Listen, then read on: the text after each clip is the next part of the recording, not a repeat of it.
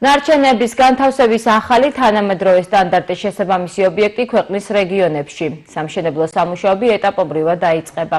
პროექტი განხორციელდება კახეთშიც. გარემოს დაცვისა და სოფლის მეურნეობის მინისტრის მოადგილე სახელმწიფო რწმუნებულებთან ერთად ცეცხლაურში მდებარე ნარჩენების განთავსების თანამედროვე ახალ ობიექტებს ეწვია და მუშაობის პრინციპს გაეცნო. მსგავსი პროექტის განხორციელებას რეგიონებში, მათ შორის კახეთში, განსაკუთრებული მნიშვნელობა აქვს. დღეს ცეცხლაურში ნარჩენების განთავსების თანამედროვე ობიექტზე იმყოფებოდნენ იმ რეგიონის გუბერნატორები და მუნიციპალიტეტის მერები, სადაც ვაპირებთ ახალი ნარჩენების განთავსების ობიექტის მშენებლობას.